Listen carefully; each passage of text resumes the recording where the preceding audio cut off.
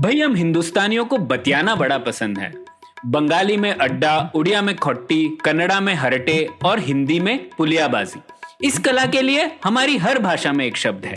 हम तीनों तो अक्सर मिलकर पुलियाबाजी करते ही रहते हैं, तो हमने सोचा आपको भी इसमें शामिल कर लिया जाए। तो आइए प्रणय, सौरभ और ख्याति के साथ करते हैं पुलियाबाजी। हेलो सौरभ और प्रणय, कैसे हैं आप? मैं तो मजे एकदम में। बढ़िया। मैं तो सिंगापुर होके आया एक हफ्ता, ख्याति से मिला भी था, तो मैं तो रिचार्ज्ड हूँ। अरे वाह, क्या बात है, क्या बात है। हमको यहाँ बेंगलोर की बारिश ने रिचार्ज करके वो रखा। भी है। हाँ। मतलब पुलियाबाजी का हम लोगों ने एपिसोड किया ना पानी के ऊपर, तो बस हाँ। कोरिलेशन इज कॉजेशन, इसलिए हो गई बारिश। बिल्कुल, सुन ली हमारी कारे मेघा की पुकार। हाँ।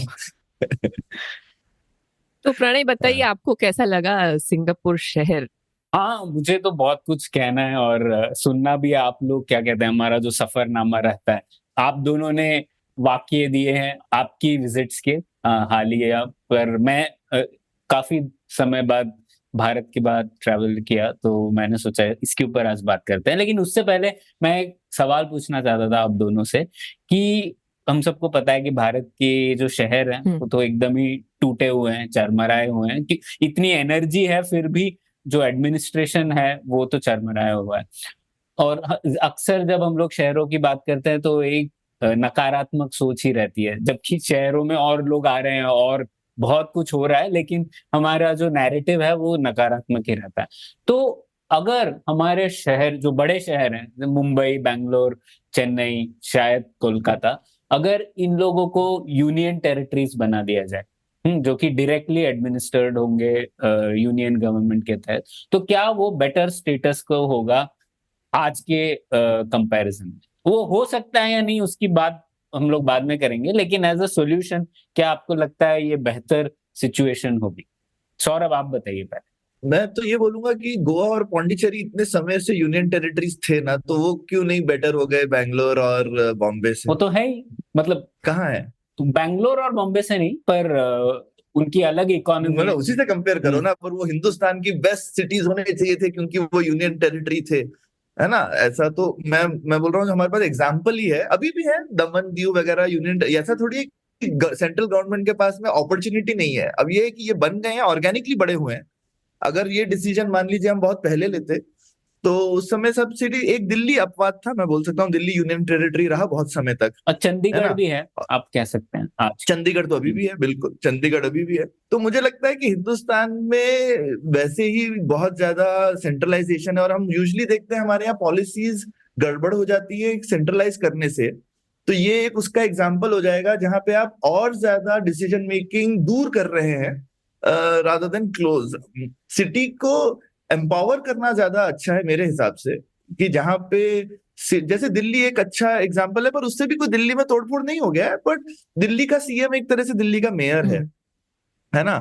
तो मुझे लगता है कि बाकी सिटीज में भी अगर मेयर बहुत पावरफुल हो, जहां बजट उनके पास हो वगैरह, वो बेटर है। पर मुझे कुछ लगता है कि एक, मुझे पता नहीं, उसकी मैं नफ्स पे हाथ नहीं रख पाता प्रणय, पर एक कुछ चीज है हिंदुस्तान में। आप पोर्ट ब्लेयर भी जाओ, जो कि सेंट्रल गवर्नमेंट के अंडर में है, ठीक है, उसमें भी एक हिंदुस्तान जैसी लगता है कि आप हिंदुस्तान में पहुंच गए हो, जबकि कोलंबो पहुंच के लगता है आप हिंदुस्तान से बाहर आ गए हो। ठीक है, अब पोर्ट ब्लेयर तो हमसे, हिंदुस्तान से, कोलंबो से भी ज्यादा दूर है। इंडोनेशिया ठीक से है, बहुत पास है। इंडोनेशिया से पास है, इतना दूर है, डायरेक्टली यूनियन गवर्नमेंट के अंडर में है, बहुत मोटिवेटेड लोग ही वहां जाकर रहते हैं, फिर भी हमारा कुछ तो वहां पर हम कुछ कर देते हैं कि ये हिंदुस्तान में पहुंच गए, ऐसी फीलिंग आ जाएगी आपको वहां जाकर। अच्छा, ख्याति, आप ठीक क्या है, तो कहते ये हाँ, नहीं, मैं समझ नहीं पा रही हूँ कि आपने ये यूनियन टेरिटरी वाला एंगल क्यों पकड़ा, कि अगर उसका एडमिनिस्ट्रेशन बेहतर करने का पॉइंट ऑफ व्यू है तो फिर उसके लिए तो, जो आप हमेशा, हम पुलियाबाजी में बहुत समय से बोलते आए हैं कि ज्यादा जैसे जो मेयर का पोजीशन है उस प्रकार का, मतलब वो एक लोकलाइज्ड लीडरशिप ज्यादा स्ट्रॉन्ग की जाए, और उसके लिए जो उसके फाइनेंसेस है और लोकलाइज्ड लेवल पे वो और रिसोर्सेज खड़े किए जाए, ताकि वो उसका एडमिनिस्ट्रेशन और नजदीक से हो पाए। उससे वो, जो आप, आई थिंक जिस तरफ आप जाने की कोशिश कर रहे हैं, वो उसका रास्ता उस तरफ से है। जैसे सिंगापुर पकड़ लो ना, जैसे सिंगापुर में तो प्राइम मिनिस्टर ही मेयर है हाँ, प्रैक्टिकली। हाँ, मैं इसीलिए कह रहा था ख्याति, क्योंकि एक्चुअली ये रिलेटेड है सिंगापुर के डिस्कशन से, क्योंकि ली कुआन यू जब भारत आए थे पिछली बार, और अक्सर कई सारे सीएम लोग कहते हैं कि हमारे शहर को सिंगापुर जैसे बनाना है। तो मुंबई वालों ने कहा है, दिल्ली वालों ने कहा है, बैंगलोर के सीएम ने कहा है। तो एक्चुअली मैं पढ़ना चाहता था कि ली कुआन यू ने क्या कहा है इसके ऊपर। तो ली कुआन यू जब प्रवासी भारतीय दिवस में आए थे कुछ सालों पहले, तो उन्होंने कहा था कि मुंबई को अगर सिंगापुर जैसा बनाना है तो मुंबई को एक अलग राज्य की तरह बनना पड़ेगा, जिस तरीके से चीन में हुआ है। सो चीन में जो 4 मुख्य शहर हैं, बीजिंग, थियानजिन, शंघाई और चोंगचिंग, ये चारों शहर डायरेक्टली एडमिनिस्टर्ड सिटीज हैं। तो मतलब इसका अर्थ ये नहीं है कि यूनियन गवर्नमेंट ही डिसाइड करिए, उनकी म्युनिसिपल कमिटीज हैं। और हम लोगों ने जैसे कार्तिक के साथ एपिसोड में भी बात की थी कि चाइना बहुत डिसेंट्रलाइज्ड है, मतलब यूनियन गवर्नमेंट डायरेक्टली एक्सपेंडिचर का पैसा देती है बीजिंग को या थियानजिन को, और वो लोग डिसाइड करते हैं कैसे स्पेंड करना। लेकिन जो डायरेक्ट एडमिनिस्ट्रेशन है, मतलब जो एक शहर, एक राज्य नहीं है जिसका वो हिस्सा है, डायरेक्टली वो बीजिंग का मेयर बात करता है उनके सेंट्रल कमिटी से। तो ये एक, और ये मेरे अजम्पशन के भी विरुद्ध जाता है ख्याति, जैसा आप कह रहे थे कि हम लोग तो विकेंद्रीकरण की बात करते हैं।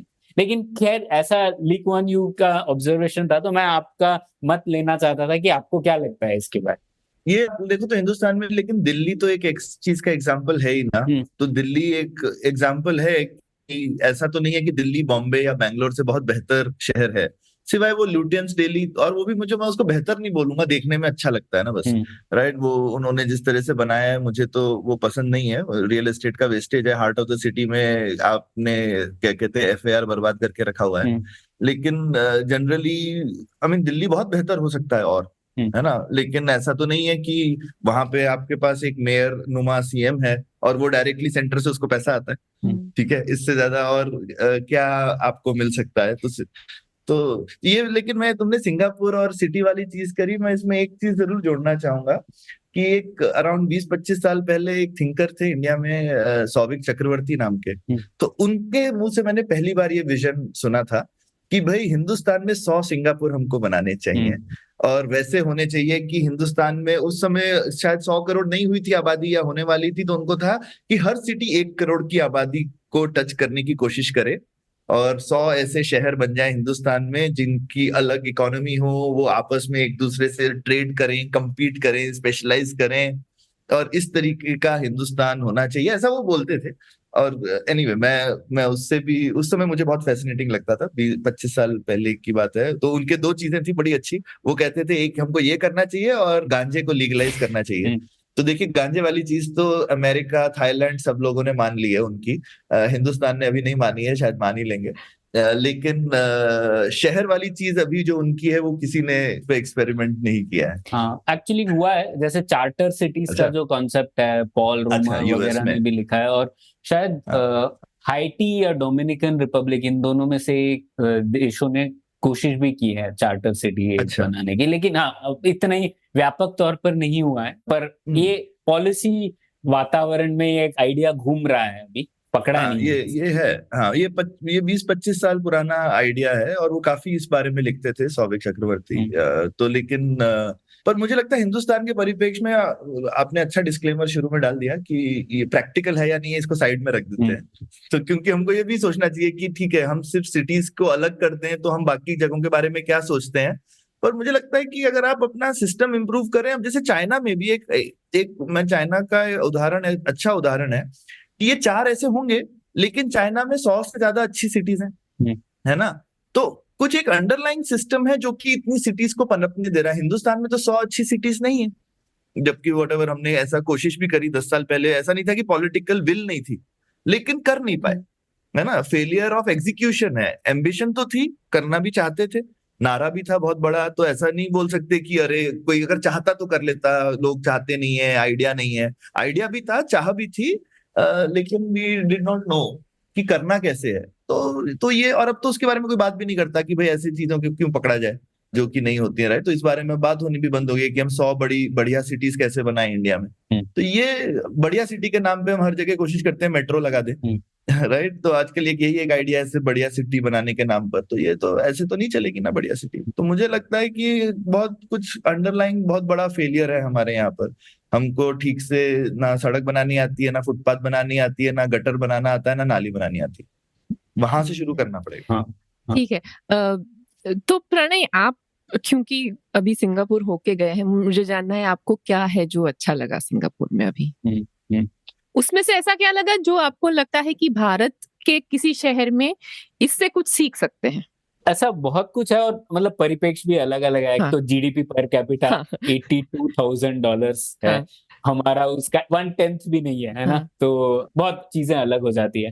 पहले तो जब लोग कंपैरिजन करते हैं सिंगापुर और भारत का, तो मुझे तो बहुत चिढ़ होती है उससे कि यार मतलब कोई कंपैरिजन ही नहीं है। अलग स्केल है, इनिशियल कंडीशंस अलग है। लेकिन हमारे शहरों के लिए सिंगापुर एक विजन रहा है, और कई सीएम जैसे मैंने बोला सोचते हैं, और मुझे लगता है शायद उसमें कुछ पॉइंट है। और इसलिए क्योंकि आपको तो ज्यादा पता है ख्याति, लेकिन बहुत सारी बेसिक सिमिलैरिटीज हैं सिंगापुर और भारत के शहरों में स्टार्टिंग पॉइंट से ना। जैसे हम लोगों ने एक एपिसोड किया था, सौरभ आप बात कर रहे थे डेट्रॉइट वगैरह की, तो कि कैसे उनका जो शहर है वो कैडबरी डेयरी मिल्क चॉकलेट जैसे रहता है ना। मतलब ब्लॉक्स रहते हैं और फिर उसमें लाइनें रहती हैं सिटीज, ये रोड्स की वगैरह। पर सिंगापुर ऐसा नहीं है, जो कि भारत के परिप्रेक्ष्य में भी अप्लाई करता है। तो हम लोग वैसे शहर का विजन सिर्फ देख सकते हैं यूएस में, लेकिन हमको पता है कि ऐसा हो नहीं सकता। आपको लिटरली एक नया शहर बनाना पड़ेगा उसके लिए। तो एक वो पॉइंट था। दूसरा, आप ये भी देखेंगे कि अमेरिका के कई सारे शहरों में इतने ज्यादा पेड़ नहीं दिखते रोड पर। मतलब जो बिल्टअप एरिया रहता है वहां पर नहीं रहता है। जैसे न्यूयॉर्क में आप जाएंगे तो सेंट्रल पार्क में बहुत सारे पेड़ हैं ऑब्वियसली, लेकिन आप शहरों में जाएंगे, डीसी में जाएंगे, तो इतने पेड़ चाहिए भी नहीं उनके लिए, क्योंकि शायद ठंडी जगह है वगैरह।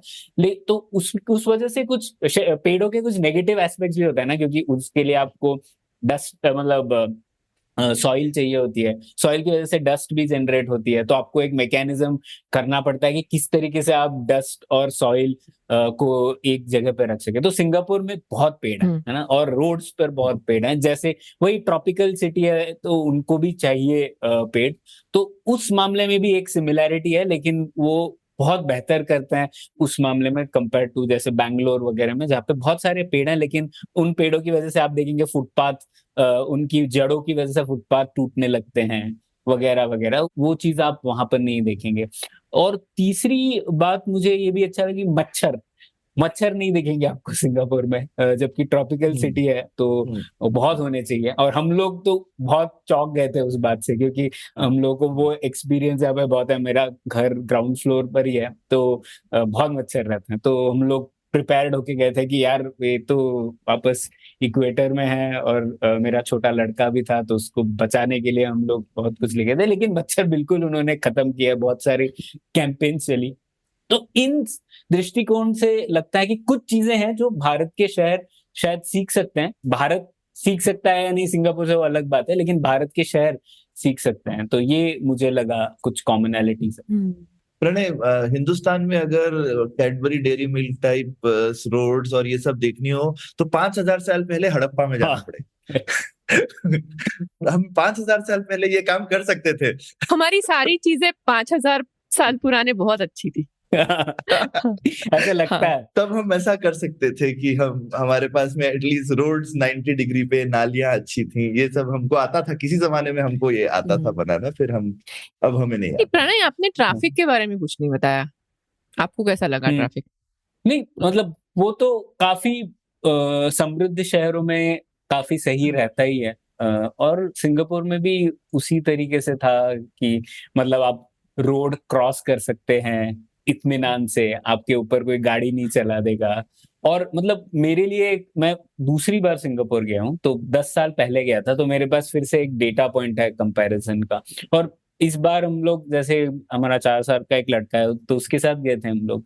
तो हम लोग को एक स्ट्रोलर लेना पड़ा, क्योंकि वो चल रहा नहीं था काफी टाइम। तो स्ट्रोलर की मदद से हम लोग हर जगह जा पाए, और ये इतना बड़ा लिबरेटिंग फीलिंग था जो मुझे नहीं लगता। मतलब वो मेरा लड़का भी बोल रहा है कि यहाँ पे भी स्ट्रोलर ले लो बैंगलोर में। तो मैं उसको बोल रहा था मतलब कैसे एक्सप्लेन करूँ उसको कि स्ट्रोलर ले तो लेंगे पर हम लोग हमारे अपार्टमेंट के अंदर ही अंदर उसको घुमा सकते हैं, रोड तक भी नहीं पहुंच सकते हैं, है ना। तो ये एक बहुत बड़ा डिफरेंस था, इतनी लिबरेटिंग फीलिंग अलग थी। और आप दूसरे बड़े शहरों में देखें तो वो भी मुश्किल होता है, मतलब आप डीसी वगैरह में भी हर जगह जा पाना स्ट्रोलर के साथ, क्योंकि पब्लिक ट्रांसपोर्ट भी चाहिए और हर जगह एक्सेसिबिलिटी होनी चाहिए, वो बहुत अलग बात थी सिंगापुर में। पर स्ट्रोलर भी वैसी चीज है, मतलब ऑलमोस्ट हर समृद्ध शहर में आप चला ही सकते हैं स्ट्रोलर। वो ऑलमोस्ट एक फुटपाथ में व्हील चेयर टेस्ट होता है, राइट, कि आप साइड में कहीं पर भी व्हील चेयर से जा सकते हो, जो कि हिंदुस्तान का हर शहर फेल हो जाएगा उसमें। लेकिन हर समृद्ध शहर ये करता है कि आप व्हील चेयर से हर जगह तो व्हील चेयर से जा सकते हो, तो फिर स्ट्रोलर भी जा सकता है हर जगह। नहीं, पर आप तो बहुत बड़ी स्ट्रोलर आसानी लेके है। कहाँ जाओगे? मतलब स्ट्रोलर से पब्लिक ट्रांसपोर्ट होना चाहिए, पब्लिक ट्रांसपोर्ट में वो फैसिलिटी होनी चाहिए कि आप आराम से स्ट्रोलर बस के ऊपर चढ़ा सको। बस ड्राइवर आके वो कभी कभी मतलब वो सब चीजें मैंने सिंगापुर में देखी, जो शायद दूसरे बड़े शहर। नहीं, मैं इसी का एग्जांपल देती हूँ। जैसे कि यहाँ का ग्रोसरी शॉपिंग एक्सपीरियंस ये है कि आप अपनी एक छोटी सी ट्रॉली, सबके पास होती है यहाँ पे, क्योंकि सबके पास गाड़ियां नहीं है, तो आप अपनी ट्रॉली लेकर जाइए, उसमें आप अपना बहुत ज्यादा, आपने ज्यादा शॉपिंग कर ली तो वो उस ट्रॉली में भरिए, और जैसे आप स्ट्रोलर खींच के आए, वो ट्रॉली आप अपने, फिर वो गाड़ी जहां से भी आप आ रहे हैं, आप बस वगैरह लेकर आइए और वो ट्रॉली से लेकर आइए। तो एक जो शॉपिंग एक्सपीरियंस है ना, अगर यूएस में होता है तो वो अपनी गाड़ी से कोई जाएगा, राइट। और मुझे, जैसे प्रणय ने बताया ना, एक लिबरेटिंग एक्सपीरियंस, तो मैं यूएस में भी मैं रही थी, लेकिन जब मैं वहां थी तो इनिशियल मंथ्स जब आपके पास गाड़ी नहीं होती है ना, तो जो डिपेंडेंसी वाली फीलिंग आती है ना, उतनी तो भारत में भी कभी नहीं आई थी, क्योंकि भारत में अल्टीमेटली आप रिक्शा या कुछ तो करके चले ही जाते हो, राइट। तो भारत में आप अकेले एक शहर में रहना इतना मुश्किल नहीं है, लेकिन अगर आप यूएस में एक शहर में रह रहे हो जहां आपके पास गाड़ी नहीं है, तो आप इतना डिपेंडेंट फील करते हैं आपके आसपास की कोई लोगों के पास से मांग मांग के कहीं जाना है तो जाना पड़ता था। दूध लेने के लिए भी किसी दोस्त को बोलना पड़ता था कि कोई आ जाए तो मैं चली जाऊं टाइप का। तो उस एंगल से मुझे जब यहाँ आई तो मुझे लगा कि यार ये सही है कि किसी को कुछ पूछना ही नहीं पड़ता, आप जहां जाना चाहते हैं जा सकते हो, और बस आपको लेकर जाएगी, तो और कोई किसी और पे कोई डिपेंडेंसी नहीं है आपकी। एक और चीज मैंने देखी, 11-12 साल के बच्चे मेट्रो में या बस में स्कूल से आ रहे हैं अकेले, कोई पेरेंट नहीं है। तो ये अगेन कई शहरों में नहीं हो पाता। भारत के शहरों की बात छोड़ दें आप, लेकिन आप अमेरिका में भी देखें तो जनरली ये रहता है, पेरेंट्स ड्रॉप करेंगे, पेरेंट्स ही वापस लेके आएंगे, वो एक पूरा इकोसिस्टम रहता है उनका। कोई स्पोर्ट्स के लिए भी पेरेंट्स लेके जाएंगे। पर ये मुझे बहुत ही अच्छा लगा कि यार 11-12 साल के बच्चे भी खुद से जा पा रहे हैं, ये बहुत ही नई चीज थी। ये चीज नॉर्डिक कंट्रीज, जापान इधर रहती है, लेकिन जो बड़े देश हैं उनमें नहीं रहती। तो आप डेनमार्क, स्वीडन इधर भी रहेगा, जापान में भी रहता है ऐसा। इनफैक्ट वो जो तुमने ट्रॉली वाली चीज बताई, मैंने सिर्फ जापान में और सुनी है ऐसी ख्याति। सुनी क्या, कोई हमसे एक्चुअली जापानीज एक कंपनी बात कर रही थी कि क्या हमारा ऑटोनॉमी सिस्टम काम कर सकता है कि जब वो ट्रॉली जो है, वो खासकर वहाँ एल्डरली बहुत है तो उनको ट्रॉली धक्का देने में भी दिक्कत होती है। सिंगापुर तो फिर भी थोड़ा यंग है, तो उनको था कि ये ट्रॉली को थोड़ा ऑटोनोमस बना दो, ताकि वो जो वृद्ध लोग हैं उनका पीछा करते करते अपने आप उनके घर तक चली जाए शॉपिंग कॉम्प्लेक्स से। तो ये मुझे तुमने बोला तो याद आया कि ये जापान में भी ऐसा होता है। क्या और भी कई सारी चीजें थी, तो मैं एक एक करके बताऊंगा, फिर आपके भी कमेंट्स लेना चाहूंगा। एक चीज मुझे अलग लगी कि मतलब $82,000 पर कैपिटा इनकम की कोई इकोनॉमी हो, तो मेरा प्रायर ये था कि वहां पर नया बिल्टअप एरिया नहीं होगा, नई चीजें नहीं होंगी, और जो सिटी सेंटर है वहां पे तो मतलब थम सी गई होंगी बात। लेकिन बहुत ज्यादा कंस्ट्रक्शन चल रहा है। एक नई मेट्रो लाइन बन रही है, ऑलरेडी 5-6 है, ख्याति मुझे याद नहीं कितनी है, पर एक और मेट्रो लाइन बना रहे हैं। सिटी सेंटर में नए कॉम्प्लेक्सेस बन रहे हैं। तो ये मुझे बहुत अलग चीज लगी, क्योंकि आप देखेंगे फिर से डीसी या न्यूयॉर्क वगैरह में जो सेंटर है हो गया है, मतलब उसका नई चीजें बनना कम दिखता है मुझे। न्यूयॉर्क में ऐसा नहीं है प्रणय, क्योंकि मेरे को इसमें क्या डायनेमिक लगता है, बहुत एक्सपेंसिव होता है ना, तो आपको आपका अगर जो एग्जिस्टिंग बिल्डिंग थोड़ी सी भी आपको यील्ड कम दे रही है तो आप फिर से बनाएंगे, क्योंकि तो ये भी लेकिन दिखाता है कि वहां के लॉज, रेगुलेशंस और जो फाइनेंशियल इंसेंटिव्स हैं वो बहुत अच्छे हैं। कि आपको लगेगा कि अगर हम इसको पुनर्निर्माण करते हैं किसी चीज का तो वो फटाफट होगा, पुरानी जर्जर आपको बिल्डिंग्स बहुत कम दिखेंगी। लोग हमेशा पुरानी चीज को लेकर के नई या फिर रिक्लेम कर लेंगे थोड़ा सा, और रिक्लेमेशन ऐसी जगहों पे बहुत होता रहता है। या फिर बंदरगाह वगैरह टाइप के एरियाज जो बाहर जाते रहेंगे। अभी न्यूयॉर्क में वो हडसन का जो पूरा बंदरगाह का एरिया है वो पूरा का पूरा नया बन रहा है एकदम सिटी सेंटर। तो वो बहुत टाइम से था। तो यहाँ पे भूख बहुत है रियल एस्टेट की, क्योंकि इतनी महंगी रियल एस्टेट है। तो थोड़ा सा भी कहीं आपको एडवांटेज दिखेगा तो आप फौरन फटाक से कुछ उसका करेंगे। जबकि वो डीसी जैसी जगह शायद नहीं होगा, क्योंकि रियल एस्टेट उतनी महंगी नहीं है। इसमें मैं बताऊंगी प्रणय कि यहाँ पे ना मैंने नोटिस किया कि लैंड यूज भी बदलता, land use in the sense building का यूज भी बदलता रहता है। जब हम यहाँ पे आए थे काफी स्कूल्स थी जो सिटी सेंटर में थी, तो वहां पे उस समय एक पूरा चल रहा था कि अब वो जो सिटी सेंटर में स्कूल बनी थी उनको वो हटा के पेरीफेरी पे डाल रहे थे, क्योंकि वो स्कूल का वो मैक्सिमम यूटिलाइजेशन नहीं, इकोनॉमिक एंगल से देखा जाए तो उसकी जो लैंड यूज है वो उनको वो सेम अमाउंट ऑफ रिटर्न नहीं दे सकती है। तो फिर उन्होंने तो ये सारी स्कूल्स टर्न बाय टर्न उनको उन्होंने रिप्लेस करके उनको कहीं और लगाया, और फिर वो जो जगह खुलती है उसका फिर वो कुछ और यूज करते हैं। तो ये चर्न बहुत है यहाँ पे, और क्योंकि रियल एस्टेट बहुत महंगा है तो मैं अभी रिसेंटली तो ये देख रही हूँ कि इवन बिजनेसेस में ना ये चर्न बहुत है। मतलब आप देखेंगे कि यहाँ पे एक शॉपिंग मार्ट होगी, अगर वो थोड़ी सी भी नहीं चलेगी ना, वो उसका जब रिन्यूअल आएगा तो वो बदल जाती है। तो ऐसे मैंने देखा कम से कम, मतलब मैंने 10-15 ब्रांड्स, और ये बड़ी बड़ी ब्रांड्स, ऐसा नहीं कि कोई छोटी दुकान है मॉम एंड पॉप स्टोर जो रिप्लेस हो रही है। अगर बड़ी ब्रांड भी हो तो वो भी अपनी लीज चेंज करता है, फिर छोटी दुकान कर लेता है, कुछ तो अपना एडजस्टमेंट करता है। So it is not a constant steady state, बदलता रहता है बहुत सारी चीजें काफी बार यहाँ पे, क्योंकि वो रियल एस्टेट का प्राइस बहुत ज्यादा बढ़ रहा है। इनफैक्ट पिछले 2 साल में तो काफी बढ़ा है, रेंट्स बहुत बड़े हैं। बिल्कुल, लेकिन वो सिर्फ पर वो सिर्फ उसी से रिलेटेड नहीं है, क्योंकि वो तो हिंदुस्तान में भी बहुत जगहों पर रियल एस्टेट बहुत महंगा है, बॉम्बे वगैरह में खासकर। लेकिन वो एफिशिएंसी ऑफ कैपिटल भी दिखाता है। आपको हिंदुस्तान में जितनी खंडर बिल्डिंग्स सिटी सेंटर में भी दिखेंगी वो दुनिया में मेरे ख्याल से कहीं नहीं दिखेंगी। दुनिया में मैं बोल रहा हूँ, ठीक है, बॉम्बे, बैंगलोर जैसी जगह में, दिल्ली जैसी जगह में, मतलब मैं दिल्ली में गुड़गांव में एक भूथा मॉल देखा है मैंने, एकदम Bhutha. Actually Bhutha mall India में काफी हो गए हैं अभी, क्योंकि मॉल बड़े बड़े बनाए और भूथा है, लेकिन उसको कोई ऐसा नहीं है कि फटाक से तोड़ के कोई रीपर्पस कर दे रहा है किसी और चीज में। इतनी ग्रोइंग इकोनॉमी है, फटाफट होना चाहिए ना ये सब। यहाँ बहुत धीरे धीरे होता है, क्योंकि ट्रांजैक्शंस बहुत मुश्किल हैं, लॉज कॉम्प्लिकेटेड हैं, कोर्ट केस में आधे से ज्यादा लैंड फंसे हुए हैं, रेंट कंट्रोल वगैरह जैसी चीजें हैं बॉम्बे में। तो मतलब अजीब से हमने अपने पैरों पे कुल्हाड़ियां मार रखी हैं। अब इन चीजों का तो प्रणय कोई रिलेशन नहीं है ना, चाहे सेंटर देख रहा हो, ये मतलब ये तो ओवरऑल हिंदुस्तान की बदकिस्मती है जो हमारा लीगल सिस्टम और जनरली बिजनेस फ्रेंडली नहीं होने की जो प्रॉब्लम है वो हिंदुस्तान में है ही ना। हाँ, वो तो है ही, क्योंकि हमारे सिटी सेंटर जैसे हम लोगों ने कई बार बात की है कि काफी जर्जर हो जाते हैं। और तो मेरे लिए बहुत आश्चर्यजनक था कि इतना डायनामिज्म हो सकता है इतने हाई इनकम पे भी, और एक नए काफी ऊंची बिल्डिंग्स आप सिटी सेंटर में भी बना सकते हो। तो ये एक नया ऑब्जर्वेशन था मेरे लिए।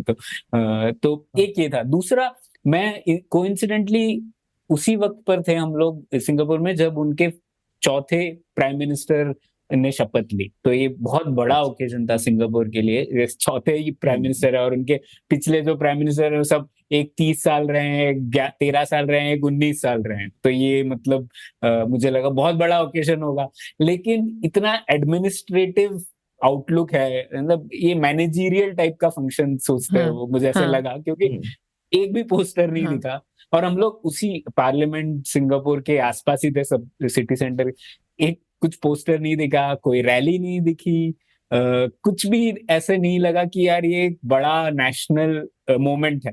कुछ एक टीवी पर न्यूज आई थी कि पिछले जो प्राइम मिनिस्टर थे उनका स्पीच आया था, नए पीएम का स्पीच आया था, न्यूज़पेपर में आया था, लेकिन विजिबली कुछ भी नहीं दिखा। ख्याति, आप आपने कुछ ऑब्जर्व किया हाँ, क्या? नहीं, लेकिन यहाँ पे ये जो नए प्राइम मिनिस्टर आने वाले थे, इनका ये जो डिसीजन था ना, वो बहुत समय पहले ये कम्युनिकेट हो चुका था। तो लोगों को पता हाँ। था कि अब ये तो कब होना है, वो भी उन्होंने 1 डेढ़ महीना पहले बता दिया था। तो मतलब यहाँ पे ना कोई सरप्राइज़ नहीं होता है, मतलब वो धीरे-धीरे बता के मतलब ऐसे चलता है। जो हमारे यहाँ पे कोई भी सरप्राइज़ेज़ रहता है ना कि अच्छा इसका ये हो गया, उसका वो हो गया, कुछ तो नया हो गया। यहाँ पे लोग बोलते हैं यार न्यूज़ यहाँ की इतनी बोरिंग है मतलब कुछ नहीं होता है यहाँ पे इस टाइप का। तो हाँ, हाँ। ये है यहाँ पे कि जनरली आप बहुत ज़्यादा सरप्राइज़ेज़ नहीं होते हैं और सब स्टेडी स्टेट में चलता है। और हाँ, इवन इलेक्शन के टाइम पे आपको कोई ज़्यादा पोस्टर्स नहीं दिखाई देते हैं। पिछले साल कोविड के टाइम हुआ था, पिछले साल नहीं 2-3 साल हो गए, 4 साल का इनका टर्म है। तो लेकिन हाँ, उस टाइम पे भी इतना ज़्यादा थोड़ा-सा हमारे कॉन्डो में कुछ रैली जैसा थोड़ा-सा कोई लोग आए थे बातें करने के लिए, उतना समझ में आया था कि चल रहा है, बट बाकी बहुत शांत था। हाँ, नहीं इसका एक कारण ये भी हो सकता है कि एक ही पार्टी डोमिनेट करती है, तो काफ़ी मतलब पीएपी एक ही है जो हमेशा से पावर में रही है और अभी भी उनकी कुछ 69 सीटें हैं। पर आपको पता है यहाँ पे कैसा है? यहाँ पे जो डेप्यूटी प्राइम मिनिस्टर है ना, अगर कोई चाइनीज़ फेस्टिवल है कि कोई भी लोकल फेस्टिवल, यहाँ पे वैसे सारे फेस्टिवल मनाए जाते हैं। हुँ, मतलब यहाँ पे हरी राया करके एक है, जो हमारा ईद है। तो हरी राया, दिवाली, चाइनीज़ न्यू ईयर ये सारे तीनों सेलिब्रेट होते हैं और क्रिसमस भी। तो उस समय पे अगर जैसे लोकल कॉन्डो में कुछ सेरेमनी होती है ना कि सब लोग मिलके खाते हैं, वो टाइप का जैसे हमारे यहाँ पे दशहरा में होता है। तो वैसी सेरेमनी में डेप्यूटी प्राइम मिनिस्टर आ जाता है मिलने लोगों को। तो हाँ, हाँ, मतलब कोई सिक्योरिटी नहीं होती है उनके आस-पास, मतलब होगी शायद हमको एटलीस्ट हुँ, विजिबली नहीं दिखाई देती है। तो आप उनसे ऐसे ही जनरली जाके बात करो, आपके साथ वहाँ पे आपको आपके साथ आप उनके टेबल पे ही मतलब खाना शेयर कर रहे हो और वो इतना इंटीमेट होता है वो कनेक्शन कि और पता चला तो ये डेप्यूटी प्राइम मिनिस्टर है यहाँ के। तो तो ऐसा है। आपने जो जब धर्मों की बात की तो एक और मुझे ऑब्जर्वेशन था मैं एक क्योंकि वैसे इस बार मैं ज़्यादा टूरिस्ट एरिया नहीं गया क्योंकि ख्याति से हम इसने सजेशंस भेज दिए थे, तो हम लोग उस तरीके की जगह गए जहाँ पर ऑर्डिनरीली शायद सिंगापुर सिटीज़न्स या जो लोग वहाँ की जगह जानते थे। तो हम लोगों ने एक चाइनीज़ बुद्धिस्ट टेम्पल भी देखा, काफ़ी हुँ, पुराना है। उसके नेक्स्ट में ही एक हिंदू टेम्पल भी हुँ, था। तो मैं वहीं पर जाके बैठ गया कि देखते हैं क्या है हो रहा है। तो कई सारे मैंने देखा चाइनीज़ लोग जो अगरबत्ती हाँ, जलाते हैं उनके भी बुद्धिस्ट टेम्पल्स में, तो कई लोग वो बुद्धिस्ट टेम्पल में उन्होंने जो उनकी आरती का हाँ, हाँ। इक्विवेलेंट किया और फिर वो चलते-चलते थोड़े डिस्टेंस पे वो हिंदू टेम्पल में चले गए और वहाँ पर भी उन्होंने वही चीज़ की और वो अगरबत्ती वहाँ लगा दी। तो ये मेरे लिए एक नया ऑब्जर्वेशन था। या इंटरेस्टिंग, हाँ, हुँ। मैंने नहीं देखा ये बट हाँ, अच्छा है, सही है। तो ठीक है, ये एक चीज़। फिर तीसरी चीज़ जो मैंने ऑब्ज़र्व की कि किस तरीके से इम्पोर्ट डिपेंडेंस को कम्युनिकेट किया जाता है। अब सिंगापुर देख लेते हैं हम लोग, कुछ भी रॉ मटेरियल खुद का नहीं बनाता। एग्रीकल्चर जीडीपी के 1% से कम का है। सब कुछ ऑलमोस्ट इम्पोर्ट होता है, 40% पानी भी इम्पोर्ट होता है। तो आप सोच सकते हैं कोई भी रॉ मटेरियल नहीं होता। नेचुरल गैस जो इलेक्ट्रिसिटी के लिए यूज़ होती है वो भी इम्पोर्ट होती है। तो इस तरीके के परिप्रेक्ष्य में आपको लगेगा कि एक शहर बोलेगा यार इम्पोर्ट्स प्रॉब्लमैटिक है या इम्पोर्ट्स को कम करना चाहिए, सेल्फ रिलायंस बढ़ाना चाहिए। लेकिन कम्युनिकेशन बहुत अलग दिखा एटलीस्ट मुझे तो, क्योंकि जैसे मैं देख रहा था, एक तो वो लोग कहते हैं कि हम लोग का सिंगापुर एक एग्जांपल रहा है कि किस तरीके से वैश्वीकरण का फायदा उठाया जाए। हुँ, तो कई सारा वैल्यू एडिशन पे वो लोग काम करते हैं कि हम लोग सब रॉ मटेरियल इंपोर्ट करेंगे, उसके ऊपर कुछ और सर्विसेज ऐड करेंगे और फिर एक्सपोर्ट करेंगे और उस तरीके से हम लोग पैसा बनेंगे। तो ये आपको कई अलग-अलग कॉन्टेक्स्ट में दिखता है। तो जैसे उनका जो पब्लिक ट्रांसपोर्ट पे कई सारे एड्स चल रहे थे, तो एक एड मैंने देखा जो मुझे रजिस्टर हो गया, तो उसमें नई मेट्रो लाइन बन रही है, तो उसमें लिखा था कि देखो हम लोग ब्रेक्स ला रहे हैं जर्मनी से, हम लोग डिस्प्ले ला रहे हैं इस मेट्रो के लिए जापान से, हम लोग और कोई कंपोनेंट फ्रांस से ला रहे हैं, चेक रिपब्लिक से ला रहे हैं और हमारा रोलिंग स्टॉक तो छिंगदाओ चाइना में बन रहा है। लेकिन हम सब ये बेस्ट चीजें ला रहे हैं क्योंकि हम लोग आपको एक शानदार पब्लिक ट्रांसपोर्ट दे पाए। ये मेरे को लगा यार ये कहाँ और दिखने मिलता है। बिल्कुल, और ऐसा ही होना चाहिए, क्योंकि कंज्यूमर के लिए तो सबसे अच्छा है कि आपको दुनिया की बेहतरीन चीजें मिलेंगी, बजाय ये बोलने के कि नहीं आपको हिंदुस्तानी चीज मिलेगी, भले ही वो बाहर वाली चीज से खराब हो, पर आपको वही खरीदनी चाहिए क्योंकि आपका धर्म है ये। ऐसा तो गलत बात है। हाँ, और शायद यूनियन गवर्नमेंट का ये प्रायोरिटी हो सकता है कि भारत में ही और चीजें बननी चाहिए, लेकिन शहर हाँ, की जो गवर्नमेंट है उसका प्रायोरिटी यही होना चाहिए ना कि मैं आपको बेस्ट पब्लिक ट्रांसपोर्ट दे रहा हूँ या जो भी दे रहा हूँ। मैंने इस बिल्कुल। तरीके का कम्युनिकेशन कभी भी पहले नहीं देखा, क्योंकि लोग कह सकते हैं हम लोग बेस्ट चीज दे रहे हैं, लेकिन ये नहीं कहेंगे कि हम लोगों ने यहाँ से इंपोर्ट किया है या वहां से इंपोर्ट किया है। जैसे बैंगलोर में भी कई सारी जो एसी बसेस हैं, इनिशियली वो इंपोर्ट हुई थी, लेकिन कभी भी ऐसा कम्युनिकेट नहीं किया गया। हमारे यहाँ पे थोड़ा होगा हो जाता है कि अरे यहाँ से क्यों बसेस लेकर आए, जानबूझ के ज्यादा पैसा दिया होगा, व्हाटएवर इस टाइप का रहता है। हाँ, ये मुझे रजिस्टर हो गया। हाँ, आई थिंक इसमें थोड़ा सा सिंगापुर की हिस्ट्री का भी एक पार्ट है क्या, क्योंकि वो सिंगापुर का फाउंडेशन ही एक फ्री ट्रेड पोर्ट के हिसाब से हुआ था, तो यहाँ पे फ्री मतलब ट्रेड आएगा जाएगा ये आई थिंक एक्सेप्टेबल था, तो आई थिंक ये पॉलिसी में एक तरह से आ ही गया इनको, तो आई डोंट थिंक कि उनको ये बहुत ज्यादा नहीं, उनकी ज्योग्राफी भी है ना, मलक्का स्ट्रेट के बगल में है, तो उनकी नेचुरल एडवांटेज वही है। अगर वो फ्री ट्रेड के का ही तो खा रहा है ना सिंगापुर मेनली, पर बोलना चाहिए कि लेकिन वो फाइनेंशियल सेंटर भी बन गया, उसका तो कोई ज्योग्राफिकल सिग्निफिकेंस से नहीं बना है। तो ऐसा नहीं है, मतलब सिंगापुर अपनी ज्योग्राफिकल एडवांटेज के बहुत बियॉन्ड सक्सेसफुल है कंट्री। तो लेकिन शुरू वहां से उन्होंने किया ज्योग्राफिकल एडवांटेज से, और उससे वो बहुत आगे निकल, क्योंकि ये वो बन गई कि हम टैक्सेस नहीं लगाएंगे, या एक प्रकार की वहाँ की पॉलिसी शुरू से बनी, तभी जब यहाँ का पैसा भी जब आता है राइट, तो यहाँ पे इनकी पॉलिसी है ना कि बाहर से जो पैसा सिंगापुर में आएगा उस पे वो टैक्सेस नहीं लगाते, whatever. So the movement of money is also very free over here overall, so that is what makes it the financial capital. I mean बिल्कुल, क्योंकि पैसे के घूमने से उनका पैसा बनता है, वो पैसे को रखने से पैसा नहीं बनाते हैं, ये उनका थिंकिंग। फिर भी एक सरप्राइजिंग थिंग थी, उनकी इकोनॉमी का 25% जीडीपी मैन्युफैक्चरिंग में है सौरभ, तो ये बड़ा नंबर है, बड़ा अमाउंट है। तो काफी वैल्यू एडेड मैन्युफैक्चरिंग। और सिंगापुर के लिए मैंने सुना है, जैसे मैंने सिंगापुर की फैक्ट्रीज नहीं देखी है अभी तक, शायद हम एक रोबोट बेचने वाले हैं तो देख लूंगा कुछ समय में,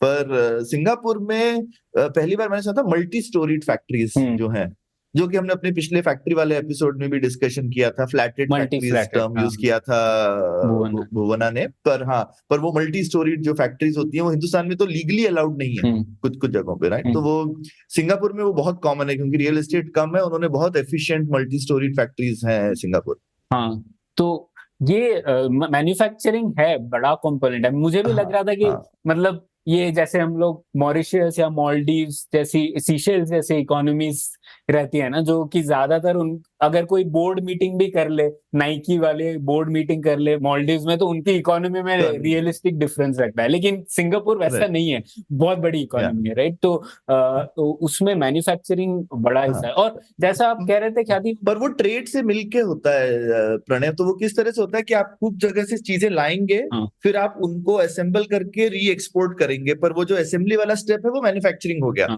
पर इससे आपको ये समझ में आ रहा है कि ट्रेडिंग, वैल्यू एडेड ट्रेडिंग हो रही है, और वो वैल्यू एडिशन का पार्ट मैन्युफैक्चरिंग वाला पार्ट है। तो ऐसा नहीं है कि सिर्फ माल आता है, डब्बे आए और डब्बे भेज दिए, डब्बे खुलते हैं, डब्बों से माल निकाला जाता है, उसमें कुछ वैल्यू ऐड करेंगे और फिर उसको दोबारा पैक करके हम बाहर भेजेंगे। तो इस तरह का उन्होंने हिसाब किताब बनाया। बिल्कुल, और इनिशियल कंडीशंस मैटर करती है, लेकिन अगर आप इतने अमीर हो जाए फिर आपकी प्रायोरिटीज चेंज हो सकती है। तो आज को बोल सकता है उनका पीएम की जरूरी है, चीन और यूएस में बहुत लड़ाई हो रही है, तो हम लोगों को सेल्फ रिलायंट हो जाना चाहिए, आत्मनिर्भर हो जाना चाहिए। मतलब इतने अमीर देश कह सकता है, लेकिन एटलीस्ट मैंने देखा नहीं, तो मुझे एक अचरज की बात लगी।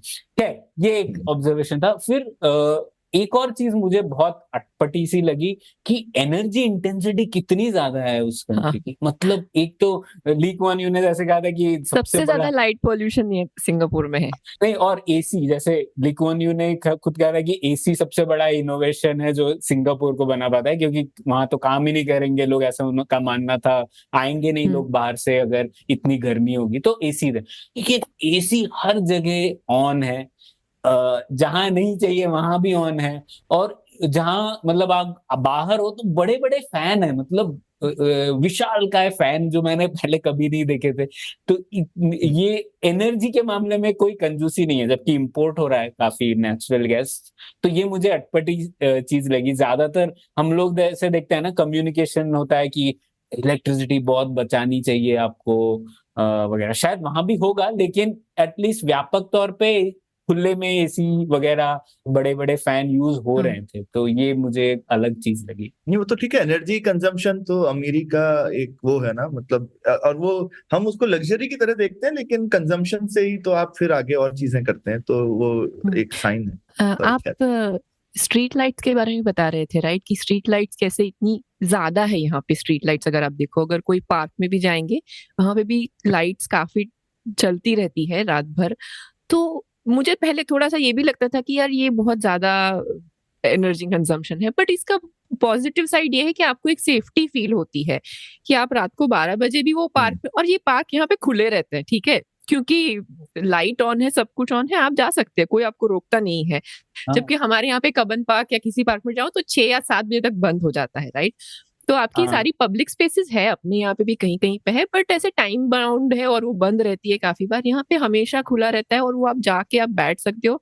मैं रात को 12 बजे भी जाके आई हूँ 1-2 बार, तो मुझे डर नहीं लगा था। तो आई थिंक उसका पॉजिटिव साइड ये है कि हाँ, एनर्जी कंजम्पशन बहुत ज्यादा है, लेकिन लोगों को सेफ फील होता है, और लोग मतलब फैमिलीज आके कैंप आउट करती है पार्क वगैरह में, तो वो कर पाती है क्योंकि इस टाइप का एनवायरनमेंट बना है कि लोगों को सेफ फील करे कि हाँ, हम रात को वहां जाके टेंट लगा के सो सकते हैं और हमें कुछ नहीं होगा, तभी तो वो जाएगा ना, वरना कोई क्यों लगाएगा। नहीं, ये बहुत पॉजिटिव है ख्याति। मैं तो कह रहा हूँ कि एनर्जी इंटेंसिटी होनी चाहिए, और स्ट्रीट लाइट का धर्म है ऑन रहना रात को, उसको ऑफ करके क्या फायदा। जैसे हमारे यहाँ पर कई कई बार, जैसे मैं रहता हूँ एयरपोर्ट जाने के लिए, एक और रास्ता है, नया रास्ता बना है, तो उसमें स्ट्रीट लाइट ऑफ कर देते हैं रात को। क्यों? क्योंकि पुलिस को रोड ठीक ठाक है तो वो लोगों को एक्सीडेंट्स प्रिवेंट करने हैं, तो वहां अंधेरा कर दो। यार ये किस तरीके की पॉलिसी है? मतलब स्ट्रीट लाइट तो ऑन होनी चाहिए यार, इसीलिए तो बना है। तो खैर वो तो बहुत पॉजिटिव एस्पेक्ट है। और मुझे लगता है हमारे एनर्जी इंटेंसिटी के बारे में भारत को तो टेंशन ही नहीं लेनी चाहिए। मैं देख रहा था नंबर्स, तो सिंगापुर, इवन हांगकांग जैसे सिटी से कंपेयर करें तो काफी सिमिलैरिटीज है सिंगापुर हांगकांग में, लेकिन फिर भी सिंगापुर का प्रति व्यक्ति एनर्जी कंजम्पशन हांगकांग के कंपैरिजन में 8 गुना है। बाप रे। हांगकांग के कंपैरिजन। बट वेदर अलग है, हांगकांग का वेदर और इधर का वेदर अलग है। हाँ, वो भी है, वो इम्पोर्टेंट पॉइंट है। तो हर ट्रॉपिकल शहर का एनर्जी इंटेंसिटी हाई ही होना चाहिए, डिजायरेबल है, हमको भी होना चाहिए। सिंगापुर और यूएस में भी कंपैरिजन करें तो सिंगापुर 2 गुना है यूएस के कंपैरिजन में, वो भी शायद इस वजह से होगा और बड़ा शहर है। तो भारत तो मतलब काफी बहुत पीछे है। तो वैसे आपने हांगकांग का नाम लिया क्योंकि प्रणय, तो सिंगापुर को बहुत फायदा हुआ है, हांगकांग चाइना ने ले लिया है। तो एक सिंगापुर के पास कॉम्पिटिटर था फाइनेंशियल कैपिटल के नाम पे हांगकांग, तो बहुत सारा हांगकांग का पैसा से, तो चाइना +1 नहीं, ये तो चाइना माइनस हो गया बेसिकली, हांगकांग माइनस हो गया इक्वेशन में से, इन अ वे, इंटरनेशनल ट्रेड सेंटर के नाम पे। और उसका बहुत फायदा सिंगापुर को मिला है। वो दुबई नहीं उठा पाया है क्योंकि सिंगापुर ज्यादा, बहुत सारे इवन चीनी लोग जो हैं वो हांगकांग से सिंगापुर शिफ्ट हो गए फाइनेंशियल कैपिटल के लिए। और एक और चीज, आखिरी चीज जो मुझे बहुत दिलचस्प लगी, वो है कि प्लास्टिक बैग्स का प्रयोग कितना व्यापक तौर पे होता है। मतलब हर कोई प्लास्टिक थैली थमा देता है आपको। मुझे थोड़ा सा ना शॉक लग गया था जब मैं यहाँ आई थी, क्योंकि ये प्लास्टिक से ही, कि जैसे हमारे यहाँ पे तो इतना यूज नहीं करते हैं, right? Sorry, you finish your point first. हाँ, वही, मतलब प्लास्टिक जो डिस्पोजेबल बैग्स होते हैं, इवन आप गर्म कॉफी का कप जो टेक अवे में लेकर जाते हैं तो वो गर्म होता है ना, तो उसके लिए भी एक थैली बना दी है जो लेकर लोग उठा कर लेकर जाते हैं। तो बहुत सारे प्लास्टिक कैरियर बैग्स हुए। तो ये भी मुझे एक दिलचस्प बात लगा। वैसे सिंगापुर में भी एक लैंडफिल है, एक अलग आइलैंड पे वो लोग फेंक देते हैं कचरा, लेकिन उसके ऊपर मॉरलाइजिंग नहीं दिखी मुझे कि आप प्लास्टिक बैग मत यूज करो। लोग दे रहे थे और यूज कर रहे थे। तो ये अटपटा लगा मुझे कि भारत में तो इसके ऊपर बहुत सारे मतलब ऑलरेडी बैन हो चुके हैं हर शहर में, तो क्यों है अच्छा, ऐसा मुझे मैं नहीं पता। मजे की बात बताऊं, आपने जो अभी देखा ना वो शायद कम हुआ है 2018 के कंपैरिजन में, क्योंकि तब और भी ज्यादा था। तो तभी अगर आप ग्रोसरी के लिए मार्केट में जाएंगे ना, तो आंटी लोग ये करते थे कि दो दो सामान डालेंगे और एक एक प्लास्टिक बैग। तो मतलब आप एक ग्रोसरी शॉपिंग में कम से कम 10 प्लास्टिक बैग लेकर आते थे और फिर वो अच्छा। गार्बेज के लिए यूज करेंगे करके ये फंडा था। एनीवेज, तो बट मैंने देखा कि यहाँ पे ये पॉलिसी कैसे चेंज हुई है। पहले उन्होंने ये चेंज किया कि जब मांगोगे तभी मिलेगा आपको प्लास्टिक बैग, थोड़ा सा ये कम किया। उसके बाद अभी बड़े बड़े स्टोर्स में उन्होंने फिर ये बनाया, आई थिंक 2020 के आसपास, कि कुछ चार्ज करेंगे, 5 सेंट्स चार्ज करेंगे एक प्लास्टिक बैग का। तो मैंने ये देखा कि सीरियसली जितना मतलब कंजम्पशन था ऐसे झूम करके नीचे आ गया। जैसे लोगों ने चार्ज करना शुरू किया तो वो देने वाले ने भी कम कर दिया और लेने वाला भी सोचता था। तो यहाँ पे ये पैसा लगा के ये नंबर तो काफी कम हो गया है। ये सभी जगह पे फोर्सिबली नहीं लगाया जाता, मतलब छोटे छोटे स्टोर्स में वो दे देते हैं आपको, पर बड़े स्टोर्स में नहीं दे रहे हैं।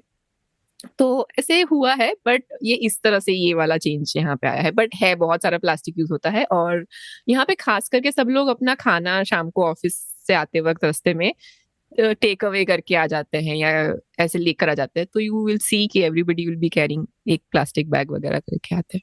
पॉल्यूशन के बारे में वो लोग काफी चिल हैं जनरली। तुमने जैसे, मैंने जो सिंगापुर में पहली बार ऐसा देखा था, वो अपना बहुत सारा कूड़ा जलाते भी हैं। तो वहां पे इंसिनरेशन का या कूड़ा जलाने का बहुत बड़ा तरीका है कूड़ा डिस्पोज करने का। जैसे यहाँ पे क्या, सड़क के साइड में बस फेंक देंगे और सबको जलाने में डर भी लगता है, ठीक। वहां पे अच्छे से लोगों ने मेटल का बड़ा सा जगह होगी, कभी कभी वो बिल्डिंग के पीछे जाके खुद ही जाके जला देंगे। तो उससे ऑब्वियसली काला धुआं और ये सब निकलेगा, लेकिन इंसिनरेटर होगा, इलेक्ट्रिक होगा मोस्टली। तो उसमें बहुत ही हाई, अच्छी तरह से, एनर्जी इंटेंसिव तरह से वो उसको इंसिनरेट कर देंगे। लेकिन उसको पूरी तरह से वो जला के खत्म कर देंगे। तो हम जैसे, बहुत कूड़े की दिक्कत तो हिंदुस्तान में बहुत है, लेकिन हमको यहाँ पर ये भी लगता है कि अरे जलाएंगे तो पॉल्यूशन होगा। लेकिन हम उसको सड़क पे फेंक के भी पॉल्यूशन और दूसरी दिक्कतें क्रिएट कर रहे हैं, उसको हम नहीं देखते हैं। या फिर हम ले जाके उसको लैंडफिल में डालेंगे। तो आई थिंक ये थोड़ा ट्रेड ऑफ और ये सब नहीं देखते हैं हम। कूड़े को उठा के जो ट्रक लेके जाएगा वो भी तो धुआं निकाल रहा है। हाँ, तो हमको सोचना चाहिए, अगर शायद छोटा कूड़ा हम जला दें तो उसको ट्रक को ले जाने से शायद बेहतर है या नहीं है। तो वहां पे काफी जगहों पे मैंने देखा था, मैं थोड़ा जब था वहां पे, तो कि काफी लोग लोकली ही इंसिनरेट कर देते हैं अपना कूड़ा। वो कहीं कहीं पे मैंने ऐसे देखा है लोग करते हुए, बट वो मेन स्ट्रीम तरीका नहीं है। नहीं है वो। आई थिंक ये जैसे आप बोल रहे थे, मैंने भी एक दो जगह ऐसे कुछ करते हुए देखा है, बट शायद वो अपने पेपर्स ऐसे कुछ जला रहे थे, ऐसे कुछ खास चीजें नहीं थी। बट जो यहाँ का सिस्टम ये है, सेंट्रलाइज्ड इंसिनरेशन है। सेंट्रलाइज भी है, वो सेंट्रलाइज भी अलाउ करते हैं और आपको भी अलाउ करते हैं। हो सकता है सब ना करें क्योंकि सेफ भी नहीं है वगैरह वगैरह, पर वो मेन स्ट्रीम नहीं, क्योंकि यार कूड़ा कितना पैदा होता है यार, मतलब वो इतना जला जला के सब लोगों का तो बहुत ही धुआं हो जाएगा, राइट। तो नहीं, वो सेंट्रलाइज्ड ही होता है, और उनके फिल्टर्स वगैरह भी वो लोग मतलब बार बार ही बोलते रहते हैं कि नहीं हमारे मतलब अच्छे फिल्टर्स है, तो हम धुआं गंदा नहीं फेंक रहे हैं, पॉल्यूशन नहीं कर रहे हैं। आपको हवा में देख के पता चलता है ना कि अगर वो गंदी हवा होगी तो आपको पता चली जाएगी। हाँ, हवा साफ है वहां की। पता नहीं, मुझे लगता है टापू में हवा आएगी और ले जाएगी। जैसे बॉम्बे में पॉल्यूशन हमेशा कम ही दिखता है क्योंकि हवा आती है और पॉल्यूशन ले जाती है, ये एक फायदा है। हाँ नहीं, लेकिन जब इंडोनेशिया में फॉरेस्ट फायर्स होती है ना, तो यहाँ पे भी हवा खराब होती है, तो आपको कभी ना कभी तो दिख ही जाएगी। और फिर ये जो टापू है उनका, वो टापू तो भर रहा है, that is one of their this thing, but they feel कि इन्होंने अच्छे से मैनेज किया, एक कुछ सिस्टम है जिसके थ्रू वो मैनेज कर पा रहे हैं, विच इज बेटर देन हमारा। तो मतलब भगवान भरोसे ही जा रहा है, बहुत सारा कूड़ा हमारा। और पानी अभी भी मलेशिया से आता है तुम लोगों का, ख्याति, या अब सिंगापुर पानी खुद से करता है मैनेज, रेन वाटर वगैरह यूज करके? मैंने पढ़ा इसके ऊपर 40% अभी भी इंपोर्ट होता है मलेशिया से। बाकी या तो डिसैलिनेशन से यूज करते हैं, और बहुत सारे रिजर्वॉयर्स भी हैं। तो शायद मतलब 60 से 40% वेरी होते रहता है हर साल, पर वो बाहर से उनका एक ट्रीटी है मलेशिया के साथ। हाँ, पर मैं काफी सरप्राइज हूँ, इतनी बारिश होती है सिंगापुर में, वो बारिश का पानी, पीने लायक पानी भी इकट्ठा नहीं हो पाता उस बारिश से। वो रिजर्वॉयर में वही है ना, लेकिन अभी जितने लोग हैं यहाँ पे, जितनी जगह है उस हिसाब से जितने ज्यादा लोग हैं, तो वो मतलब ऑफसेट नहीं कर पाता है। और इसमें मैं एक चीज हम काफी बार जब सिंगापुर के बारे में बात करते हैं तो हम भूल जाते हैं कि सिंगापुर एक समय पे मलेशिया का हिस्सा था 2 साल के लिए, ठीक है, और सिंगापुर चाहता था कि वो मलेशिया का हिस्सा बन के रहे, बट मलेशिया के पॉलिटिशियंस नहीं चाहते थे, तो एक पॉइंट पे उनको बेसिकली सेपरेट होना पड़ा। तो उसके बाद भी आज भी मलेशिया और सिंगापुर में कुछ कुछ इश्यूज तो है उनके बीच के भी, वो करते रहते हैं, बट ओवरऑल कितना ट्रेड है। तो हमारा और पाकिस्तान के बीच के भी इतने सारे इश्यूज तो है, लेकिन उन्होंने मतलब इनके पास भी काफी खुन्नस है करने को कि तुमने तो हमें निकाल दिया आटा टाइप का, राइट। बट उनकी बहुत अच्छी रिलेशनशिप है सारे ही अपने आसपास के देशों के साथ, और ये one of the few Nations है जिनका चाइना के साथ बहुत अच्छा रिलेशनशिप है और अमेरिका के साथ भी बहुत अच्छा रिलेशनशिप है। तो वो सबसे बहुत अच्छा रिलेशनशिप बना के बहुत ही अच्छी डिप्लोमेसी करते हैं, वो एक उनका बहुत ही एज अ स्ट्रेंथ है। पर छोटे ट्रेडिंग पार्टनर्स का तो यही होता है, जैसे दुबई है, आई मीन अब हिंदुस्तान और पाकिस्तान के बीच में जो सब ट्रेड है वो दुबई के थ्रू हो जाता है, तो वो दुबई दोनों से बना के रखता है ताकि दोनों के साथ में कर ले। और दुबई का यूएस के साथ भी बहुत अच्छा रिलेशनशिप है, तो दुबई जो है वो सबसे बना के रखता है ताकि, तो ये जो ट्रेडिंग हब्स होते हैं उनका काम ही यही होता है, और ये सबको पता भी होता है। वो इसी तरह से जानबूझ के हिंदुस्तान बोलेगा हम इनको नहीं बेचेंगे, यहाँ से माल जाएगा दुबई, उसका लेबल हटेगा, उसके ऊपर एक और लेबल चिपकेगा और वो भी पाकिस्तान चला जाएगा। तो ये इस तरह से, या ईरान चला जाएगा, ठीक है, ईरान के साथ कितना सारा बिजनेस होता है दुबई के थ्रू, जहाँ पे इतने सैंक्शंस वगैरह लगे हुए हैं, तो वो सबको पता है। पर सबको होते ठीक है यार, इस मतलब एकदम ही बंद भी कर देंगे तो चलेगा नहीं, तो ये थोड़ा एक लीगल तरीका है, दुनिया चलती रहे। एक लास्ट पॉइंट, क्योंकि हम लोग बात कर रहे हैं, थोड़ा प्रैग्मेटिक स्टांस तो दिखता है ऐसे इन सब चीजों में, तो एक और तीसरा क्लाइमेट चेंज के ऊपर, क्योंकि मुझे लग रहा था फिर से टापू देश है तो क्लाइमेट चेंज के ऊपर काफी बड़ा हवा होगा कि बहुत कुछ बदलना है हमें, लेकिन वो भी मुझे एटलीस्ट दिखा नहीं, क्योंकि ज्यादातर मैं नंबर्स भी देख रहा था कि पर्सनल व्हीकल्स, हाइब्रिड या इलेक्ट्रिक व्हीकल्स अभी प्रचलन बढ़ रहा है। पिछले साल 6,000 इलेक्ट्रिक व्हीकल्स सेल हुए थे, लेकिन टोटल नंबर में देखें तो 5 लाख गाड़ियां रजिस्टर्ड है, तो उसका काफी छोटा सा हिस्सा बदल रहा है। और ईवीज आएंगे, सरकार की पॉलिसी भी है वहां पे, लेकिन इतनी कॉस्टली है एक गाड़ी रखना कि लोग ईवी हो या नॉर्मल गाड़ी वो रखना नहीं चाहेंगे। तो जो नंबर बदल रहे हैं वो धीरे धीरे बदल रहे हैं।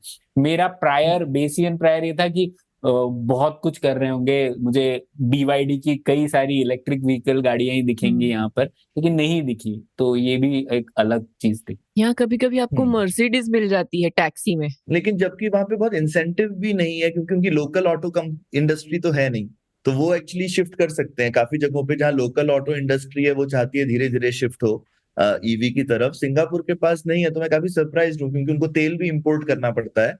तो सिंगापुर के लिए ईवी में मूव करना, मेरे को भी ऐसा लगता कि मैं क्योंकि काफी साल से नहीं गया हूँ, तो मुझे भी लगता है कि वो शायद बहुत जल्दी मूव करते, पर नहीं किया है, तो यानी कोई और लॉबी बन गई होगी वहां पर लोकल रिपेयर वालों की या स्पेयर पार्ट्स वालों की, कुछ ना कुछ होगा चक्कर प्राय।